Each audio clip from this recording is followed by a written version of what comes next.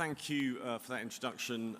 Good morning, ladies and gentlemen, Your Excellencies. And I would echo Karen's words that it is great to be here in person. For the last 2 years, I have been one of those people in a basement somewhere in central London where we have done what was, I think, a fantastic online event. But seeing the same excellent production team I have going through my head the words, "Don't slam the door," which was very much the theme of how we had to behave when we were down in that basement. So it's lovely to be here with no doors to slam.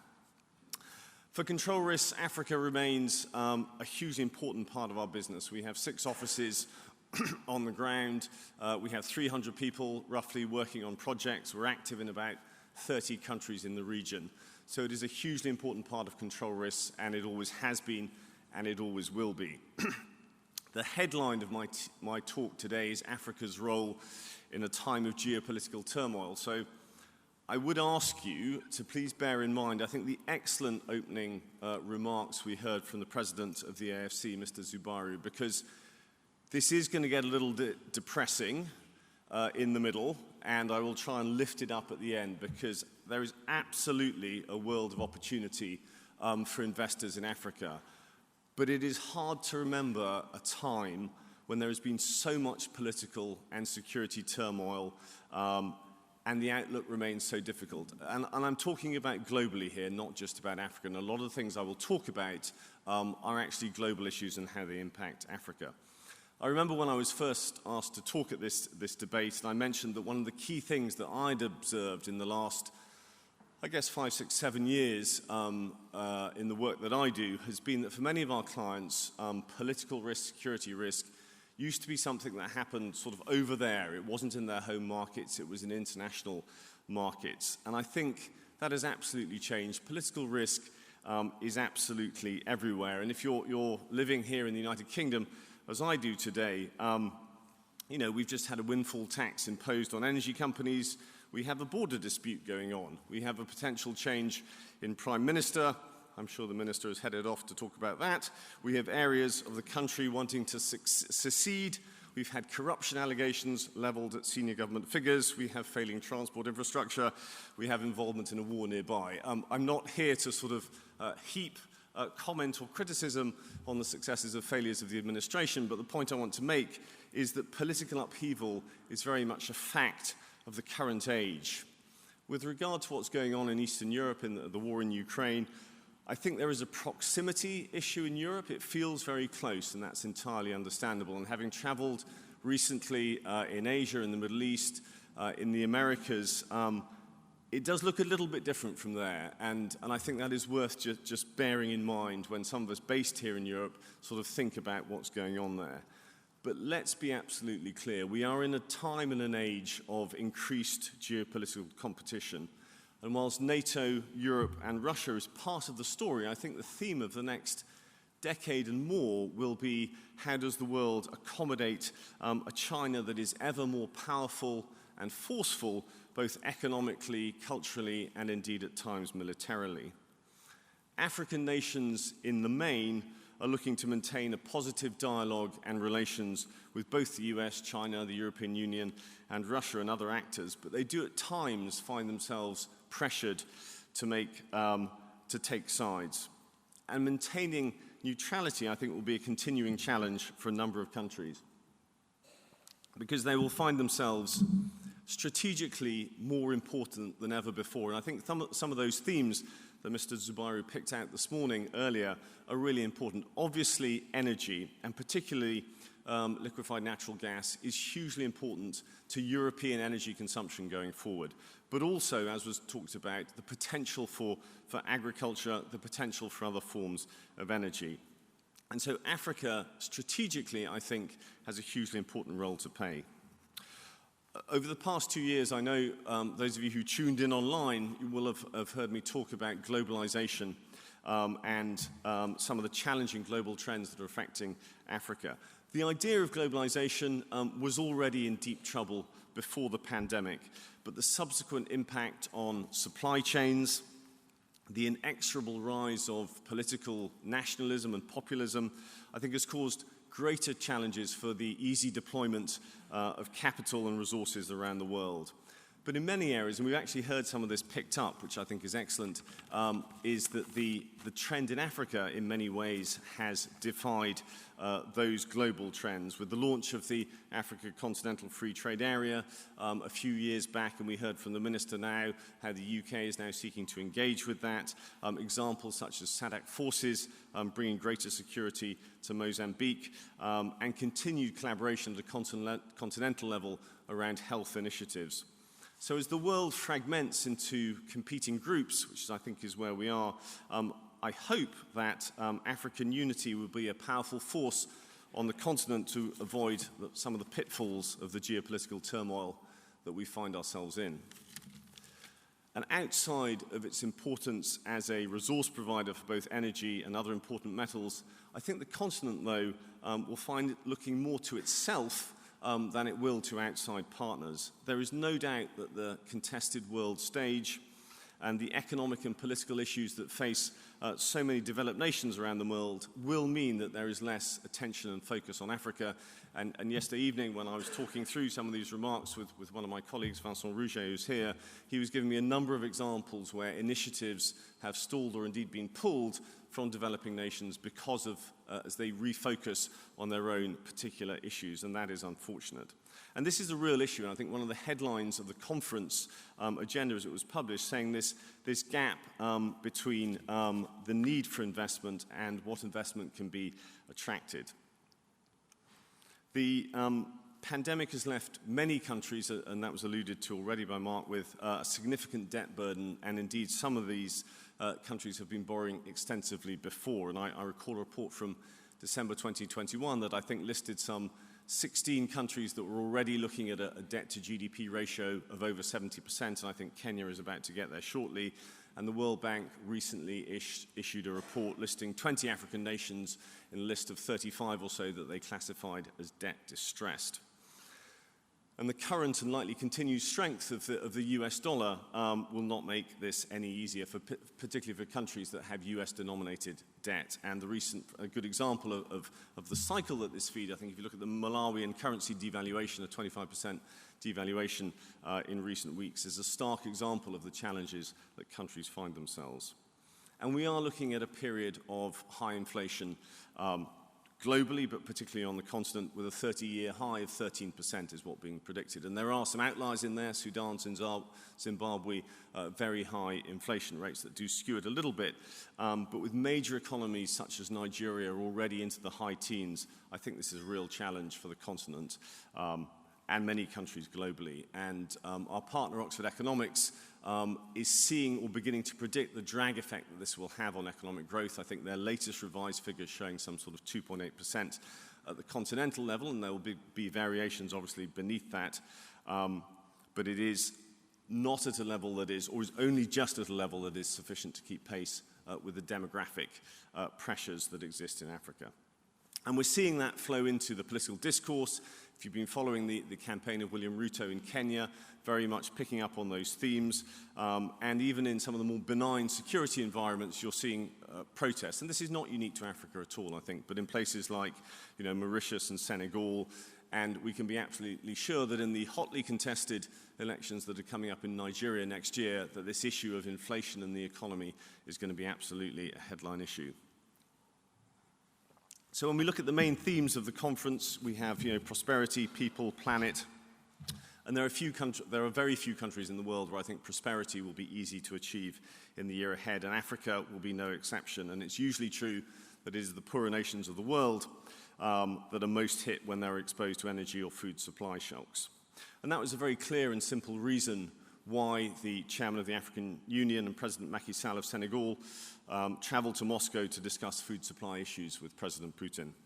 It's already been mentioned, but food supply is a real challenge, but also an opportunity. And so I say, as I go through these somewhat gloomy remarks, please bear in mind that those comments about the opportunity that sits behind this. But at the moment, indeed, some major economies are spending, in household spending, 50% is on food in places like Ethiopia and Ghana, and the cost is disproportionately affecting these countries as global prices rise. And President Museveni of Uganda was just talking in May about Uganda spending or losing $870 million in tax revenues as it looks to support food prices.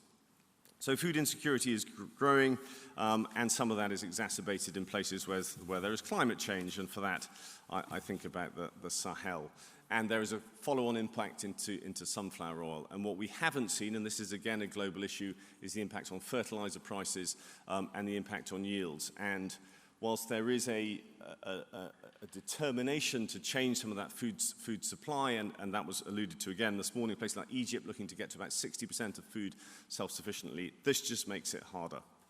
And that link between food and price challenges feeding into political insecurity is obvious and clear. As net oil importers, many African countries will be affected by the challenges of fuel price increases, and governments are already attempting to deal with this early. We saw in Liberia, I think just last week, an attempt to fix fuel prices at the pump. It's a very difficult thing to do. You typically end up leading to fuel shortages. And the opportunity, obviously, for Africa is actually to do more around petroleum refining, and we look forward to the Dangote refinery in Nigeria, for example, coming on stream eventually, and there are opportunities to try and refurbish, and I'm thinking of here Sonara in Cameroon, petroleum refinery as Africa, I think will seize this moment to become more self-sufficient in some of these areas. And we as a firm do monitor the potential political impacts of rising inflation on stability, as you would imagine. In some places, I think where there is organized civil society and labor movements, you will see that spring to action, as you will see globally, and I'm thinking here countries like Ghana and Uganda, but there is always a risk that some of these issues sort of trigger more political upheaval. And again, a global trend, but there is the challenge that as countries try and grapple with these issues, there will be the potential for more populist and sometimes even military interventions. There is very little evidence that a military intervention ever helps much, but in the last 18 months we have had coups in Mali, Guinea and Burkina Faso. So the immediate priority, and there is, I think, an important that as we think about these challenges, to think short-term and medium-term. In the short term, governments in Africa are going to be focused, as governments all around the world will be doing, in terms of these immediate proximity challenges, which are very real. Ghana already spends 40% of its revenue serving external debts, and I think the point is that the ability to borrow more, the ability to deal with these issues will be very challenging. The risk for investors in Africa is, and I alluded to this in my opening remarks, as seen in the United Kingdom with the windfall tax, the governments seek to try and find revenues from the private sector to fill some short-term gaps. The longer-term opportunity, the medium-term opportunity, I think is for investors to see the ability to fill those gaps, whether that be in energy, whether that be in food. And I will come on, as I move into more optimistic section, about some of those opportunities. If we look at that second theme around the planet, there is a major shift going on, obviously, in energy supply. And there is no way that Europe will go back to its utter dependence on Russian energy imports. I think that lesson has been learned. Russian energy will shift eastwards towards Asia, to China and India in particular. And that is an opportunity for Africa. It is not quite yet ready to take advantage of that. Fuel import costs are going up significantly across the continent. Ghana published figures showing that in January they were spending $250 million on fuel imports. That's gone up to $450 million in May. And on the supply side, and some of those were mentioned, they're very early stage, those opportunities.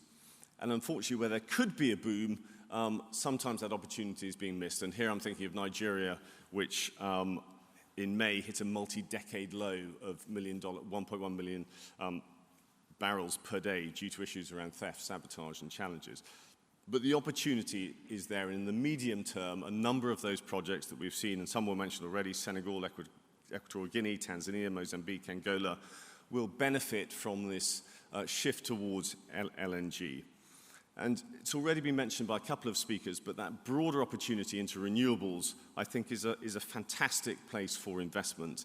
Of the projects that we're tracking, and that's about 320 gigawatts of new power planned to come on stream, 2/3 of those are in the renewable sector in Africa, and we're seeing huge investment excitement around that. And with the transmission and infrastructure network still subcapacity where they're in many places, I think opportunities around power storage and batteries in particular are also of interest. Hydrogen is another place where we have seen a lot of investment interest. I'm thinking particularly in Namibia and South Africa in terms of the work we've been working on. But there is a need for clearer regulatory framework, as in many places that is the case, as these new technologies come on stream. And the third area is what are possibly a misnomer, but called green minerals. So the minerals that are needed to power the revolution that will happen in terms of certainly the use of petroleum. And we're talking about here cobalt, nickel, lithium, and even copper. And I know the president of the AFC talked about some of these opportunities. And we're seeing some really interesting initiatives from African governments looking to harness this particular future. And here I'm thinking Democratic Republic of Congo and Zambia coming together to launch plans to capture a greater share of the electric battery value chain within Africa, and that's the important point, and establish a battery precursor facility. Regulation in this space is uneven and patchy, but there is a strong political will from many African governments to really take advantage of this. And when I talk at the start that many of the initiatives require an African response, I think that is very much the case. How the continent responds to the demographic pressure, the need to provide jobs for young people and a growing population, because the youth of the continent represents, I think, most important strategic challenge that Africa faces, but also the greatest strategic opportunity that the continent has. Most projections see the country's population trebling in the next 80 years or so, and there is a real need for Africa to industrialize, and the nearshoring that has happened as a consequence of the pandemic does present an opportunity for African countries. And we are seeing indications that happening, and here I'm thinking of investment, and I talked about this a little bit last year in healthcare, so BioNTech's building of a vaccine manufacturing facility in Rwanda is a very good example. That investment, though, does speak to the importance of political stability and business-friendly regulation to attract investment. And I know very much from the work we do that a shift in emphasis under President Samia Suluhu Hassan as President of Tanzania has renewed real interest in many companies around investing in that country, companies who possibly struggled to find a way through the more complex environment created by her predecessor. In an area of geopolitical competition, the importance of good governance and independent institutions, I think, can sometimes fade or be subverted by other considerations. A good example of that would be how the United States is changing its approach to Saudi Arabia, as an example. For many countries in Africa, I think that presents an opportunity to mend or reset relations, or indeed possibly ignore some pressures that they may have had. And I think there will be a very muted response to the Tanzanian constitutional referendum in Tunisia, the Tunisian constitutional referendum that is coming up compared to what might have been. But the caveat, I think, that we must bear in mind is that as we head into a year with lots of economic headwinds, it's the national populations that will demand to know where the resources are being invested and who is benefiting. And that's absolutely not unique to the continent, but there will be upheaval and there will be change as a consequence. And it's always easy, particularly in my role, to point out the risks. And I think it is also important to point out where there have been success stories. And a recent one that springs to mind, seeing Angola joining the EITI just this month on the back of a promise made 2 years ago by the Lorenzo government. In previous years, I have also talked about some of the security challenges that face a number of countries, and it's very true that without security, it's very hard to drive economic development. We have seen a real change in northern Mozambique with the SADC mission there, largely done by Rwanda, that I think will provide a route to revenue for the Mozambican government for their huge gas fields there. Somalia, Libya, Sudan, I think, places where there are limited signs of progress, and the great potential that is Ethiopia. We can hope as peace talks start that Ethiopia can overcome some of those challenges. Because actually, if you look at the Ethiopian economy, it has grown more than many people would expect, and represents, I think, still a very exciting opportunity for many investors. In many ways, as I said at the start, many of the pressures facing Africa are not unique to Africa at all, and the outlook is certainly bumpy and difficult in the short term. But in the medium term, I am genuinely optimistic that the trends that this conference has been discussing over the past 3 years will start to bring real dividends, despite the lack of generational political change that we see in many countries. The private sector is absolutely stepping up to seize opportunities with technology, with fintech, with pharma springing to mind, and with renewables. It's hard to be optimistic about much at the moment, I have to admit, and as I've already mentioned, the world is often, the rest of the world, distracted or engaged closer to home, and sometimes misses the opportunity that the African continent presents. For Control Risk, our business on the continent continues to expand, both in terms of the people who join us and where we work. And I think what's been interesting for us, the makeup of what we do and the talent that we attract in Africa has changed. When I joined this firm 20 years ago, we were largely dealing with political and security challenges for energy clients. We now have software developers, we now have data engineers based in our offices on the continent working on client issues globally. African governments have an obligation to develop their human capital, that's absolutely clear, through education, but the private sector, I believe, also has a significant role to play.